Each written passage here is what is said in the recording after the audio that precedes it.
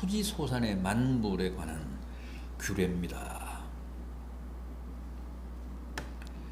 오늘 본문은 26장인데 지난번 우리 25장 5절 이하에서 그런 말씀 봤죠. 만약 마지가 자식을 못 보고 아들을 못 보고 죽으면 둘째가 형수와 그 결혼을 해서 마지의 대를 이어줘야 된다. 그랬습니다. 그 둘째 역시도 아들 없이 죽으면 셋째도 죽으면 넷째가 죽으면 뭐 다섯째. 아무튼 그렇게 해서 반드시 마지의 대를 이어줘야 한다는 게 이스라엘 사회의 오랜 관습법이고 하나님의 준엄한 율법이었습니다.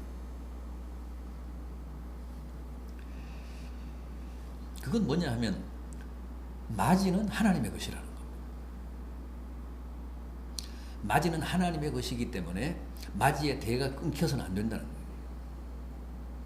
반드시 대를 있게 해줘야 된다는 거죠. 그런데 만물도 마지뿐만 아니라 만물도 하나님의 것이라는 사상입니다.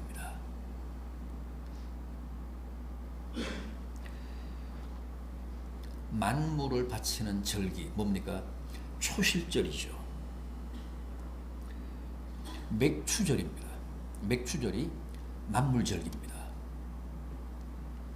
한 해 농사의 만물, 한 해 밭농사 가운데서 가장 먼저 수확하는 게 보리이기 때문에 그 한 해 농사의 만물인 보리를 하나님께 바치며 감사하는 절기가 바로 초실절, 맥추절,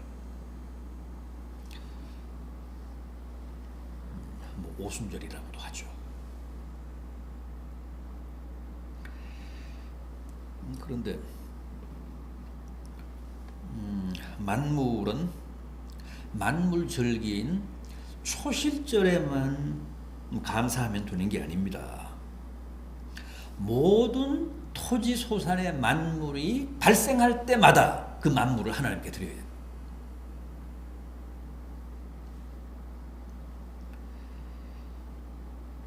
하여간 그해 밭농사 가운데서 제일 먼저 수확하는 곡물은 하나님께 바쳐야 합니다. 하나님의 것입니다.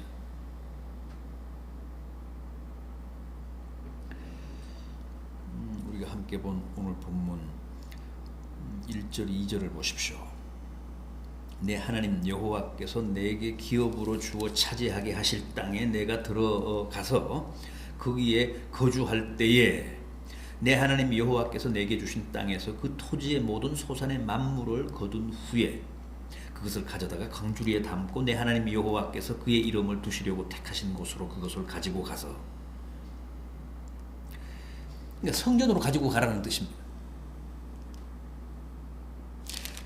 또 마지막 10절 11절 보십시오. 여호와여 이제 내가 주께서 내게 주신 토지 소산의 만물을 가져왔나이다 하고 너는 그것을 내 하나님 여호와 앞에 두고 내 하나님 여호와 앞에 경배할 것이며 내 하나님 여호와께서 너와 내 집에 주신 모든 복으로 말미암아 너는 레위인과 너희 가운데 거류하는 객과 함께 즐거워할지니라.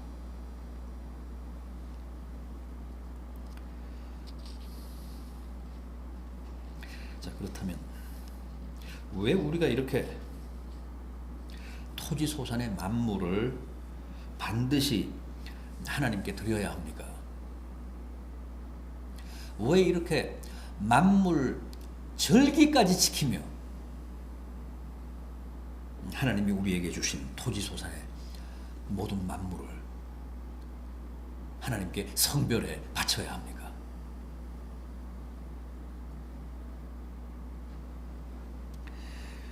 이 세상 만물에 대한 하나님의 절대 주권, 이 세상 만물에 대한 하나님의 절대 소유권을 인정해야 하기 때문에 그렇습니다.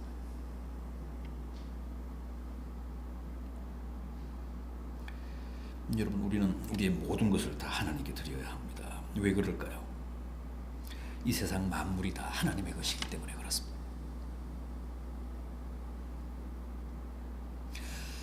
내 수중에 있는 그 무엇도 다 내 것이 아니라 하나님의 것이라는 겁니다. 그 사실을 분명히 하고 그 사실을 시인하고 고백하기 위해서 우리는 반드시 만물을 하나님께 성별해 바쳐야 합니다.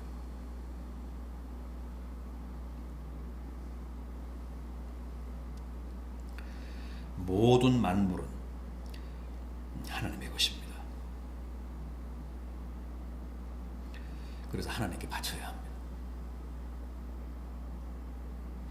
만물뿐만 아니라 이 우주의 모든 만물이 다 하나님의 것이잖아요. 그래서 원래는 만물을 다 바쳐야 되지만 뭐 그렇게 할 수는 없고, 왜냐하면 우리가 살아가는데도 세상 만물이 필요하니까, 우리의 생존에도 세상 만물이 있어야 되니까, 이 우주에 가득 찬 만물이 다 하나님의 것이지만 그걸 다 하나님께 바칠 수는 없고, 대신 만물은 드려야 합니다.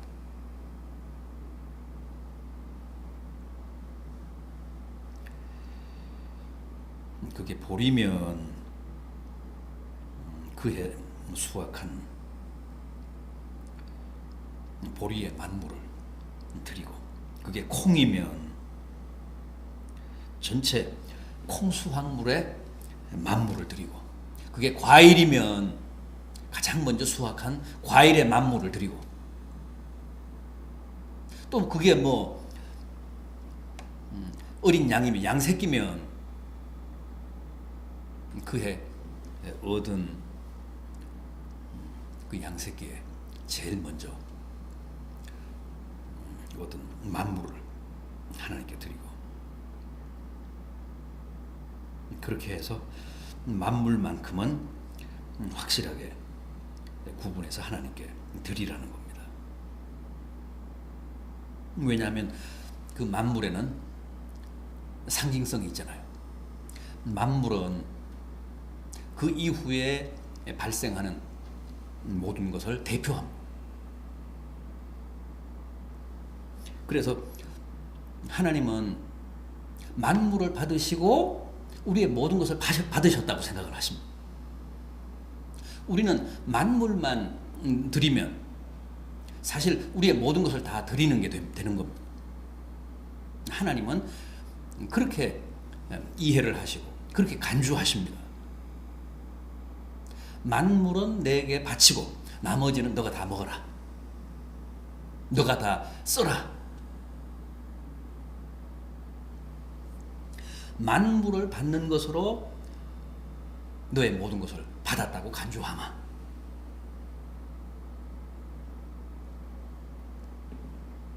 그게 바로 만물 효과입니다. 그래서 우리는 만물을 하나님께 바치면서 그렇게 고백하는 겁니다. 저의 모든 소득, 저의 모든 수확, 모든 소출을 하나님께 바칩니다. 만물을 바치면서 그렇게 고백하면 그건 정당한 고백입니다. 실제 하나님은 그렇게 받으십니다. 만물은 그 이후에 발생하는 모든 소출을 대표하므로 내가 만물을 접수하는 것으로 너의 모든 것을 받은 것으로 간주하마. 하나님은 우리에게 그렇게 말씀하십니다. 그리고 나머지는 너가 먹어라, 너가 써라. 그래서 우리는 악착같이 만물을 성별하고 만물을 바치며 고백해야 합니다.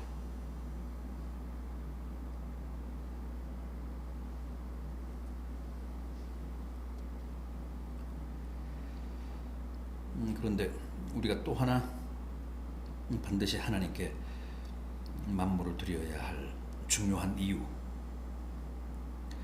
6절 이하에 나오는 말씀인데 하나님이 우리에게 베푸신 은혜 때문입니다. 첫째는 이 세상 만물이 다 하나님의 것이라는 의미에서 우리가 만물을 드려야 되고, 다음은 하나님께서 내게 베풀어 주신 가히 없는 은혜와 축복 때문에 감사하는 마음으로, 감사의 뜻으로 또 만물을 드려야 합니다. 6절 이하를 보십시오. 애굽 사람이 우리를 학대하며 우리를 괴롭히며 우리에게 중노동을 시킴으로 우리가 우리 조상의 하나님 여호와께 부르짖었더니 여호와께서 우리 음성을 들으시고 우리의 고통과 신고와 압제를 보시고 여호와께서 강한 손과 편팔로 큰 위엄과 이적과 기사로 우리를 애굽에서 인도하여 내시고 이곳으로 인도하사 이 땅 곧 젖과 꿀이 흐르는 땅을 주셨나이다. 이 가히 없는 은혜와 축복에 만물을 드림으로 감사의 영광을 바칩니다.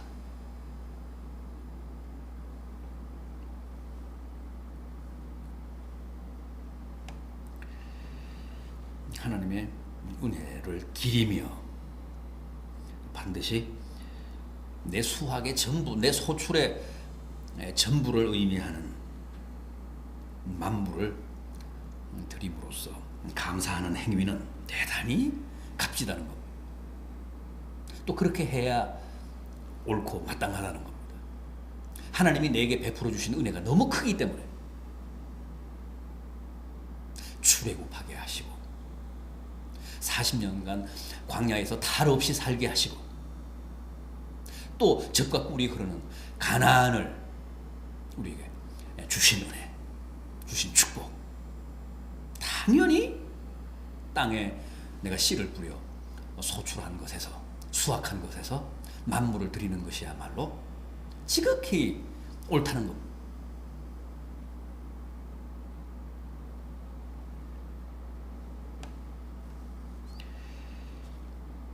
그런데 오늘 우리들에게도 만물과 관련된 이 두 가지 사실이 그대로 해당이 됩니다. 우리도 만물을 드리며 내 모든 소유와 이 세상 만물에 대한 하나님의 주권을 시인하고 고백해야 된다는 거죠. 저 아득한 옛날 율법 시대뿐만 아니라 은혜의 시대를 살고 있는 오늘 우리들에게도 여전히 이 규례는 유효하다는 겁니다.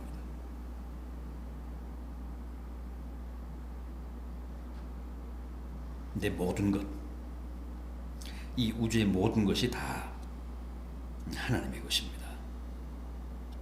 이 모든 것의 진정한 주인은, 주권자는 하나님이십니다.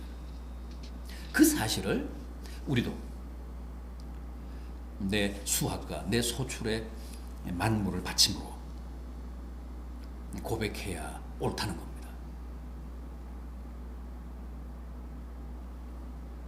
저는 다만 주님의 종일 뿐입니다. 주님의 재산, 주님의 소유를 관리하는 청지기일 뿐입니다.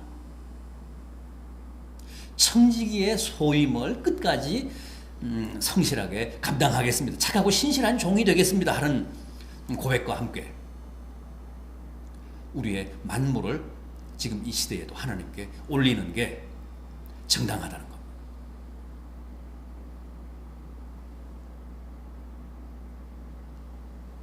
뿐만 아니라 우리를 부르사 세상으로부터 구별되게 하시고 또 순간순간 우리의 기도를 들으시고 응답해 주시고 또 젖과 꿀이 흐르는 영원한 가나안인 천국을 약속해 주신 사실에 대해서도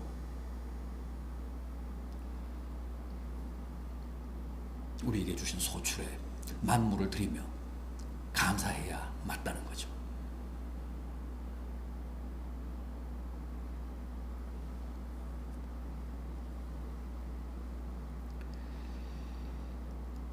하나님은 감사 생활도 나의 모든 것을 바쳐 실천하기를 바라십니다.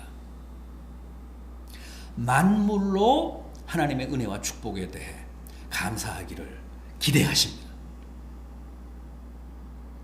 과거에도 그랬지만 지금 이 시대에도 하나님은 우리에게 만물을 기대하십니다.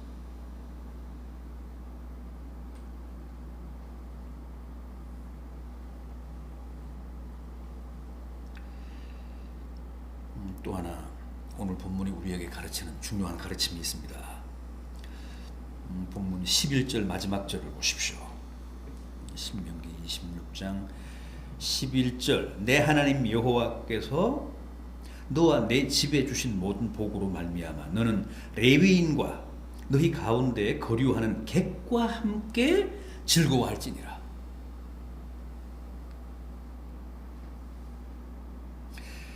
토지소산의 만물로 여호와를 경배하되 하나님께 감사하되 누구와 같이 하라고요? 레위인과 또 너희 가운데 거류하는 객들과 함께 즐거워하고 기뻐하라고 했습니다. 레위인은 어떤 사람들입니까? 성전 종사자들이잖아요. 성직자들이잖아요. 제사장 족속들입니다. 처음부터 이 레위인들에게는 레위 족속들에게는 땅이 배분되지 않았습니다.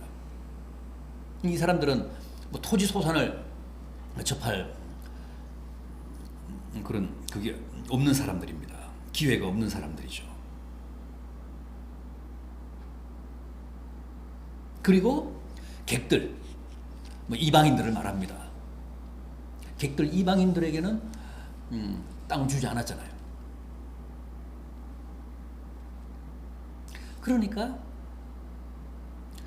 토지 소산의 만물을 하나님께 드리며 축제를 벌일 때, 감사의 잔치를 벌일 때 반드시 이 제사장 족속들, 레위인들, 레위 족속을 잊지 말아라. 소외시키지 말아라. 그리고 외로운 거류자들, 객들을 잊지 말아라. 외면하지 말아라. 그들을 그 축제에, 그 잔치에 동참시키라는 것. 그러니까 하나님께만 만물을 드리면 되는 게 아닙니다. 레위 족속들에게도 만물을 주고 또 객들에게도 이방인들에게도 나눠주면서 함께 감사하며 즐기라는 거죠. 즐거워하라는 거.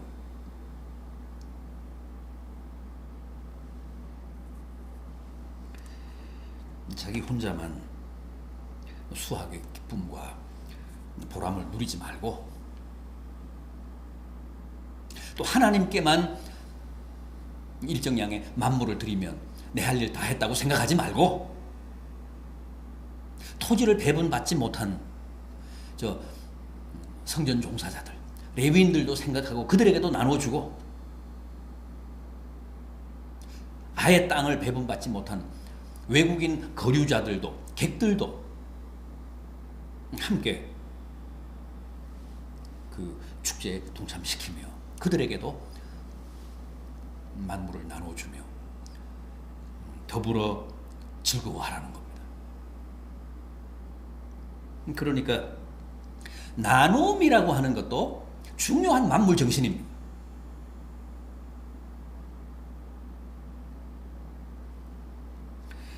다음 시간에 우리가 같이 또 보겠습니다만은 그 11조도 그렇잖아요. 11조도 그게 만물 아닙니까?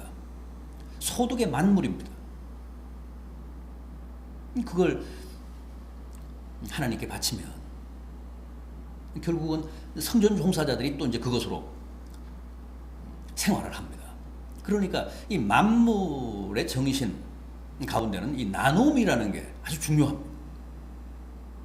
가난한 자들, 외국인 거류자들, 토지를 애시당초 배분받지 못한 레위 족속들에게 나눠주라는 거예요.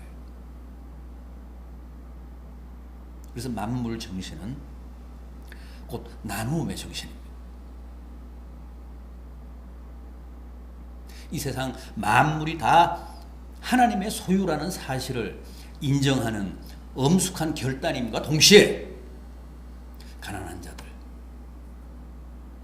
뿌리지도 거두지도 못하는, 아예 땅을 배분받지 못한 족속들과 함께 나누는, 만물을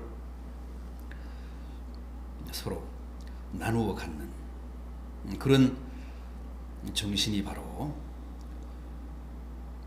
만물 정신이라는 것. 이스라엘의 오랜 만물 전통이라는 사실 꼭 잊지 마시고 기억하시기 바랍니다. 그래서 만물에 대한 이런 성경의 가르침과 규례와 율법이 오늘 이 시대 우리들에게도 큰 깨달음과 또 삶의 소중한 실천 강령이 되기를 진심으로 기원합니다.